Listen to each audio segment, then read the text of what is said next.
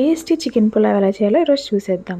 First చికెన్ని wash చేసుకొని marinate చేయడానికి సాల్ట్, కొంచెం కారం, ఇంకా జీరా, బిర్యానీ లీఫ్, కర్డ్, ఇంకా ఏమైనా masala as per your taste మీరు ఏమైనా వేసుకోవచ్చు.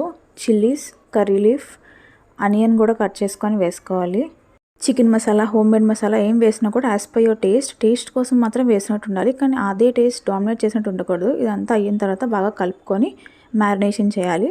అంటే కాసేపు కవర్ చేసి సైడ్ని పెట్టేసి ఉంచాలి. ఈ గ్యాప్లో ఆనియన్స్, చిల్లీస్ అవి కట్ చేసుకొని పేస్ట్ కోసం రెడీ చేసుకొని మిక్సీ చేసుకోవాలి.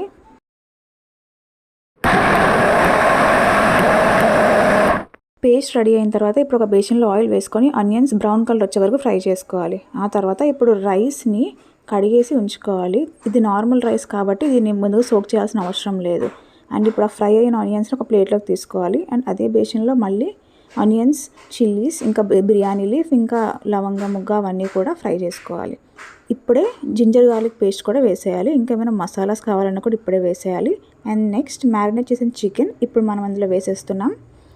కొద్దిసేపు కలిపేసి మూత పెట్టేసి అది ఆవిరికి మగ్గేంత వరకు ఉంచాలి. ఇప్పుడు ఒక 10 మినిట్స్ కుక్ అవ్వనివ్వండి. ఆ తర్వాత మనం ఆల్రెడీ వాష్ చేసుకున్న రైస్ని అందులో వేసేస్తున్నాం. ఇది పులావ్ కాబట్టి బాస్మతి రైస్ కన్నా నార్మల్ రైస్ అయితేనే టేస్ట్ బాగుంటుంది. ఒకసారి అలా కలిపేసుకొని ఇప్పుడు మనం ఎంత రైస్ వేసుకుంటే దానికి అంత డబుల్ వాటర్ వేయాలి. ఇదైతే 2 పావు గ్లాసుల రైస్కి 4 గ్లాసెస్ వాటర్ పట్టింది. దాని తర్వాత మనకి రుచికి తగ్గట్టు సాల్ట్ వేసుకోవాలి. ఉప్పు, కల్లుప్పు వేసుకున్న తర్వాత ఒకసారి లైట్గా కలుపుకొని మూత పెట్టేసి ఉంచితే ఆవిరికి అది అలా మగ్గుతూ ఉంటుంది. అండ్ పైన ఏమైనా బరువు పెడితే ఏంటి అంటే ఆవిరి బయటకు వెళ్ళిపోకుండా బాగా కుక్ అవుతుంది. ఒక 15 మినిట్స్ తర్వాత ఉడికిందా లేదని చెక్ చేసుకోవాలి. ఉడికిన తర్వాత ఇంకా లాస్ట్లో అలా కొత్తిమీర జల్లి కొంచెం నెయ్యి అలా జల్లుతూ ఉంటే ఇంకా స్మెల్కి అబ్బా నోరు ఊరిపోతుంది. ఇంకంతే మన టేస్టీ చికెన్ పులావ్ రెడీ. మీరు కూడా ట్రై చేసేయండి.